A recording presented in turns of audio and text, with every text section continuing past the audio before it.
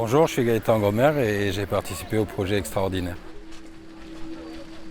Le champ des immeubles, c'est un projet pour smartphone et du coup on se balade dans l'espace public avec son téléphone au casque et on entend une composition sonore. Et dans cette composition sonore, je fais chanter les immeubles grâce à une technique un peu particulière, mais aussi les habitants et je les fais parler les habitants et avec tout ça je fais une grande composition qui change en fonction de votre déplacement. Si vous approchez d'un immeuble, il chante. Si vous approchez de deux immeubles, ils chantent ensemble, etc. C'est pas forcément de cet immeuble que ça vient, mais c'est d'autour de l'immeuble. C'est vrai. C'est pas les personnes, même pas, c'est eux qui viennent. Alors, le chant, c'est pour moi de toute façon un moyen d'expression. Je chante dans un ensemble vocal déjà. Et c'est aussi l'instrument le plus simple, tout le monde en a un avec lui. Et donc si on a envie de faire quelque chose avec les habitants, qui sont des fois musiciens, des fois pas, c'est un outil formidable.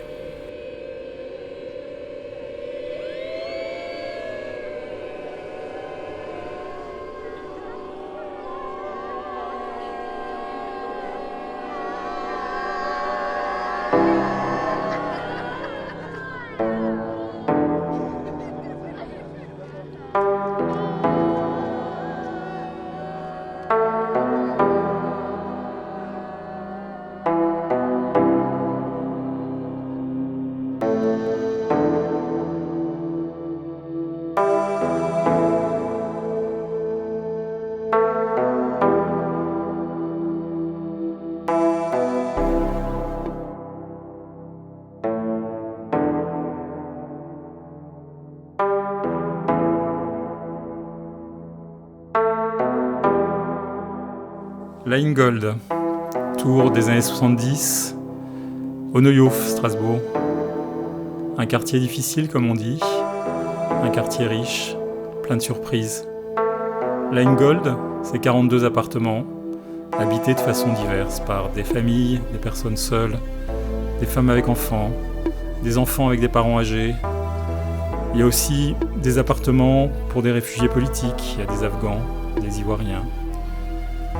Leingold, c'est comme un Rubik's Cube, c'est complexe, on essaye de trouver une solution pour que ça fonctionne, mais c'est compliqué. C'est compliqué mais c'est riche parce que dans Leingold, il y a des gens. Il y a des gens et on a envie de les rencontrer, on n'y arrive pas forcément.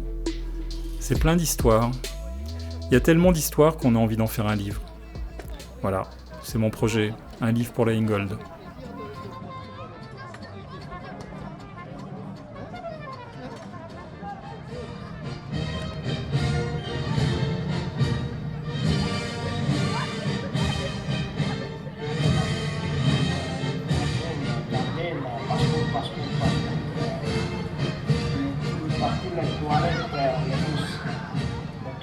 Après, un contrôle, c'est fini. C'est les deux contrôles. Il y a contrôle, c'est fini. Il n'y a pas gardé moi.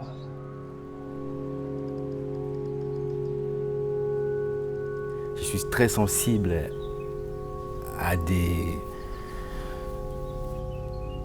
réalités tristes. Aujourd'hui, avant de venir ici, j'ai vu dans la rue un aveugle qui se baladait. Mais voilà, tout le monde vaquait à son occupation, il y a des gens qui partaient au travail, il y a des gens qui allaient prendre des trams, et je voyais une dame avec sa canne comme ça. Je me disais, mais qu'est-ce que nous avons fait dans ce monde pour souffrir comme ça? Pourquoi tant de malheur? Pourquoi tant de souffrance? Donc mon travail est un outil qui combat les aléas de la vie, les problématiques que nous racontons dans la vie. Il n'y a qu'une seule façon de vaincre la mort.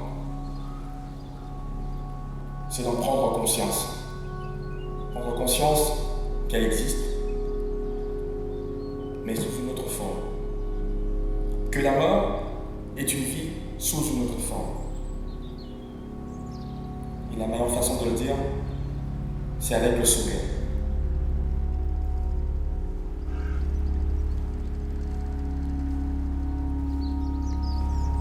Maman, j'ai toujours pensé que si t'es pas là, ça sera la catastrophe.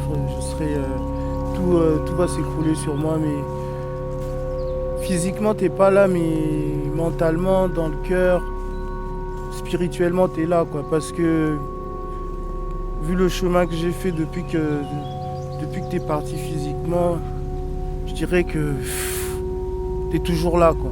T'es toujours là, tu m'aides toujours.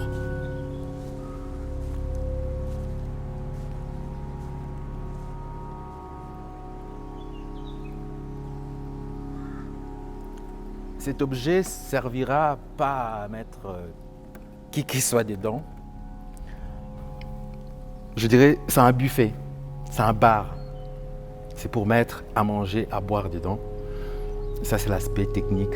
Mais l'aspect esthétique, j'ai choisi des couleurs satinées, des couleurs qui brillent, des couleurs qui ramènent la vie, qui donnent l'espoir.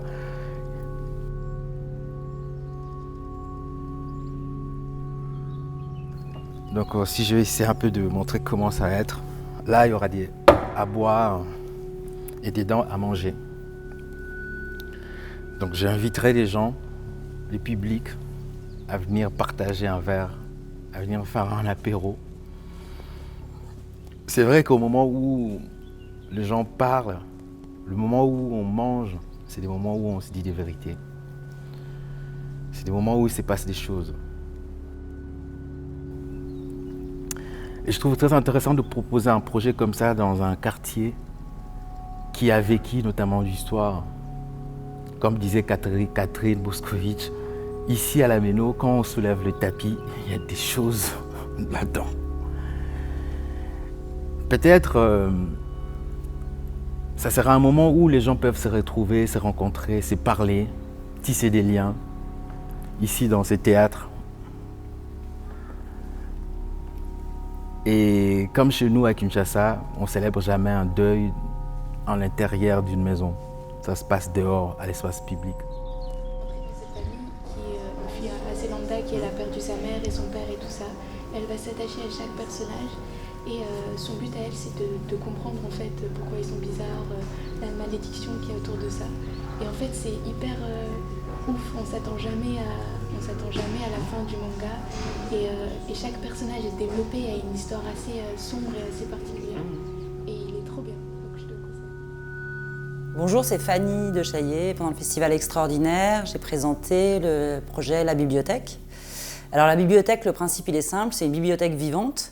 C'est-à-dire qu'à la place des livres, vous venez consulter des personnes qui viennent vous raconter une histoire qui les concerne. Donc ça peut être un récit personnel, le partage d'un savoir, peu importe.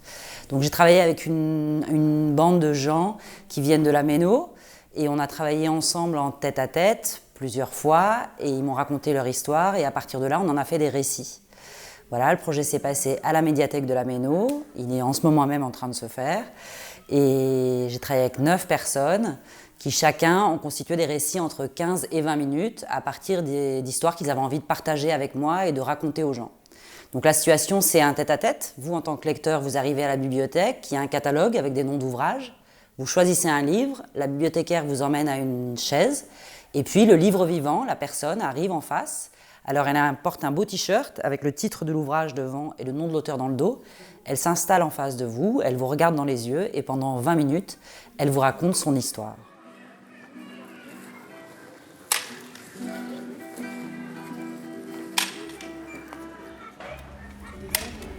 Un peu l'origine du projet. Donc c'est Andrea qui avait fait appel à différents artistes du quartier, une dizaine ou une quinzaine je crois au début. Donc, il allait les trouver. Dessinateurs, écrivains, danseurs, musiciens. Boxeurs. Ouais. Et ensuite il est venu à l'école des Arts Déco avec qui il a déjà travaillé plusieurs fois, il a quand même quelques bons contacts. Pour essayer de monter une équipe, donc pour mettre en forme l'espace qui allait accueillir ces différents artistes dans le cadre du festival Extraordinaire. Tu fais un plat? Et voilà, donc c'était un travail qui consistait à trouver une place pour ces différents artistes dans l'espace autour du thème, on va dire, du labyrinthe. Et ce qui intéressait Andrea, je crois me souvenir dans l'idée du labyrinthe, c'est qu'en fait les gens devraient... ils avaient besoin il fallait que ce soit contraignant, qu'ils se battent un peu pour arriver à à l'espace de la performance, quoi. Que tout soit pas ouvert et donné aux gens, que les gens doivent traverser des épreuves, entre guillemets.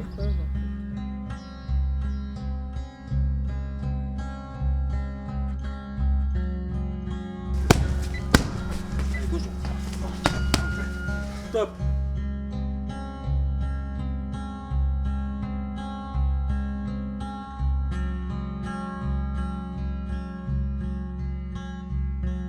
Je me suis dit qu'en fait, dans chaque quartier, dans chaque pays, il y a toujours des gens qui auraient bien aimé être des artistes, mais qui n'ont pas pu, pour X raisons, pour des raisons familiales, pour des raisons d'argent, pour des raisons géographiques. Donc, ils ne pouvaient pas faire l'art qu'ils aimaient ou qu'ils voulaient bien faire. En fait, je vais dire que tout le monde a un artiste en soi, mais en fait, il y a des gens qui l'ont plus parce qu'ils ont un talent en plus. Ils font de la cuisine super bien, mais pour eux, à la maison. Ils écrivent des poèmes pour eux à la maison. Ils chantent, ils jouent de la guitare, ils jouent de l'instrument pour eux à la maison. Et donc, du coup, c'est des artistes. Et l'idée le temps de l'artiste, c'est de donner la possibilité à ces gens-là qui qui sont artistes sans être artistes, de présenter à un public ce qu'ils font. Voilà. Et donc, les mettre à la lumière. Donc voilà un peu ce qui se passe, et que dans le labyrinthe, l'idée c'est que les gens pénètrent à l'intérieur et vont y découvrir des gens qui sont peut-être leurs voisins, qui sont peut-être des gens qui font ces choses-là chez eux.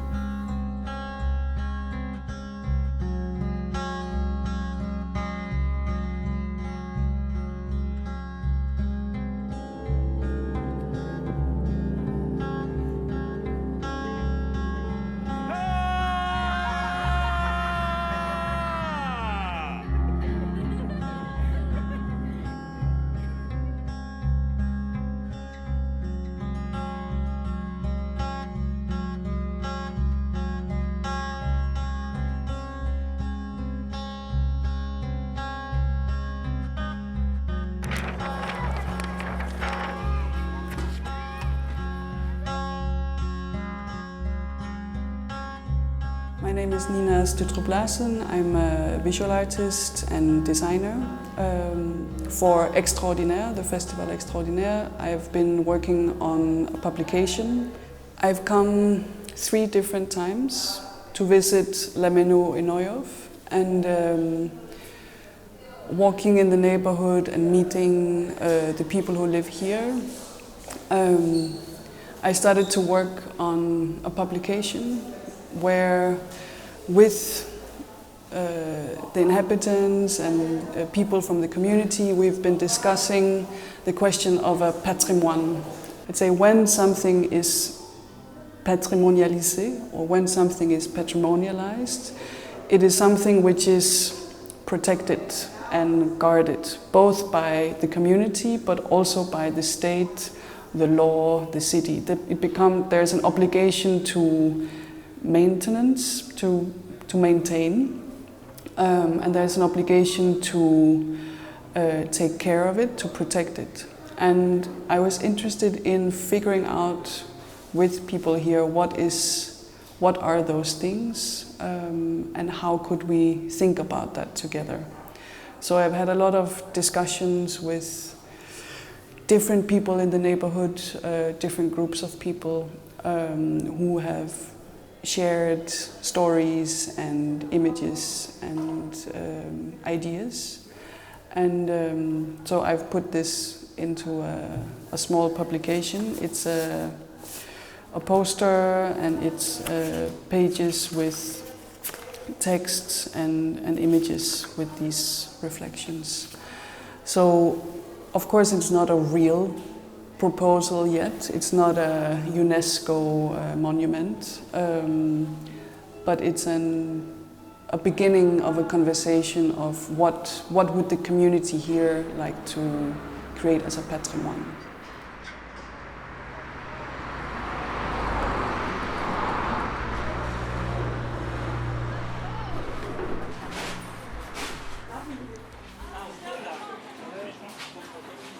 Le projet s'appelle La Marche des Encombrants.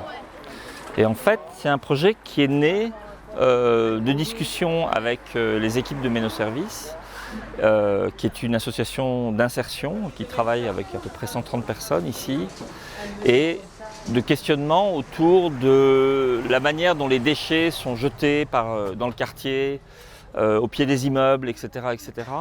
Et puis évidemment, de manière un peu plus large, la manière dont la question des déchets est légèrement centrale à l'heure actuelle, on va dire.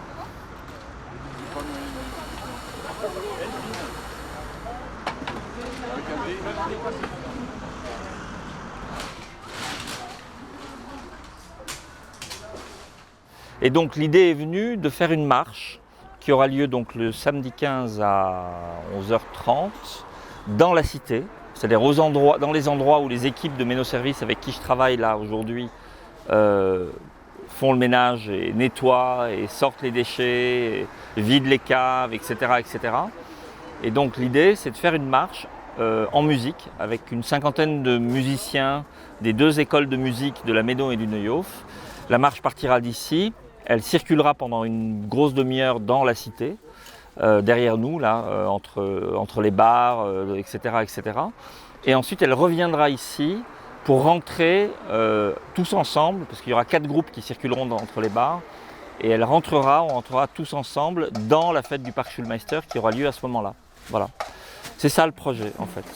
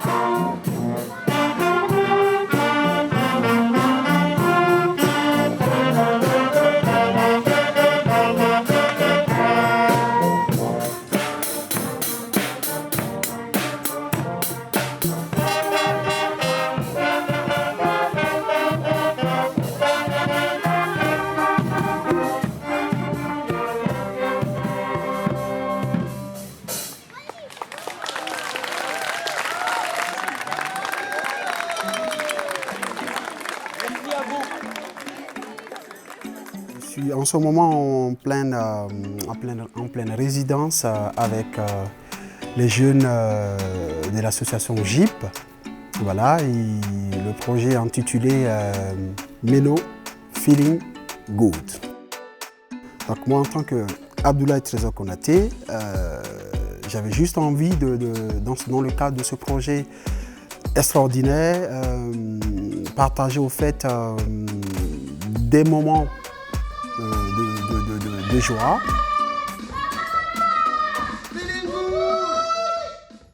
Donc j'ai dit la dernière fois que je suis avec mes stars, c'est des danseurs qui vont, ces filles-là, voilà, qui vont apporter le feeling good. On partage la bonne humeur au fait, partager cette bonne humeur avec la Méno et surtout avec ces jeunes qui n'ont jamais dansé et qui vont venir, eux, partager leur expérience et leur moment de joie. Donc c'est vraiment ça, c'est ça le projet. Les jeunes encore au parc Schulmeister vont expérimenter encore un autre public et à partir de ça, Abdoulaye Trésor Konaté, qui est danseur, chorégraphe et tout, aussi va partager cette bonne humeur avec le public, qu'on appelle toujours Méno Feeling Good, mais qui sera plus un bal participatif. Voilà, donc on va passer à ce bal participatif. Et ce bal participatif, voilà, c'est partager la bonne humeur avec le public qui viendra voir. Donc comme je vous dis, je suis habillé en Méno Feeling Good. Avec ça, avec là, on dit juste Fuka Fuka, toujours. Fuka Fuka.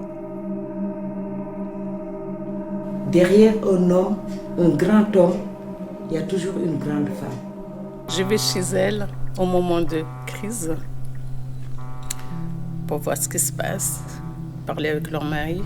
C'est là que je me suis rendu compte que vraiment la situation des femmes était vraiment difficile. Que ces femmes-là, c'était des femmes qui donnaient tout, absolument tout pour leur famille, tout pour leurs enfants. Ça, c'est clair. C'est vraiment le pilier d'une famille.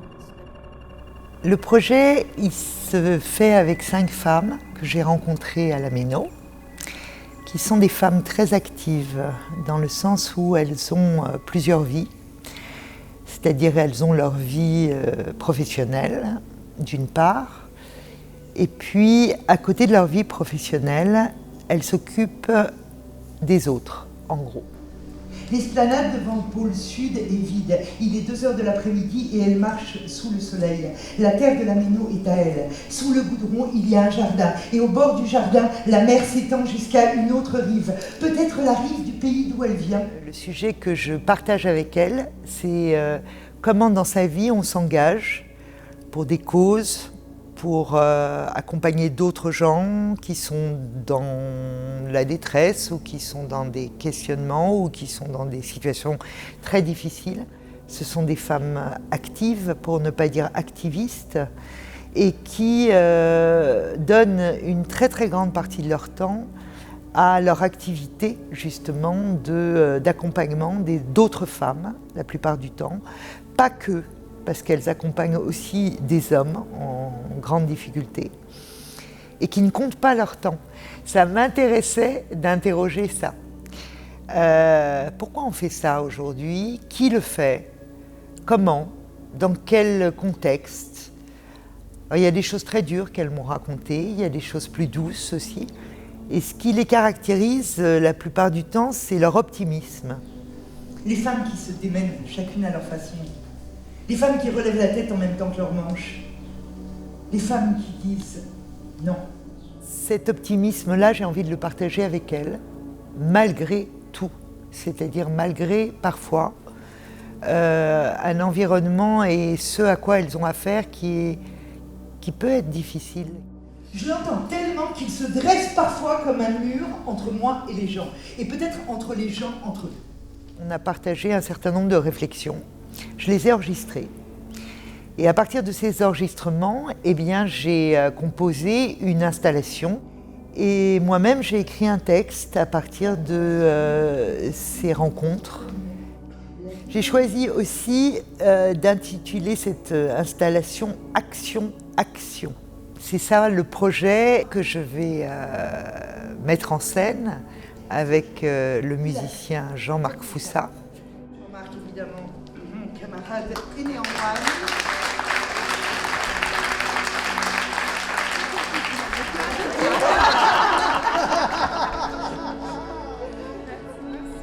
Ils veulent changer de vie. Ils arrivent ici et ils se retrouvent en difficulté encore pire que parce qu'il n'y a pas de travail, il n'y a pas de logement.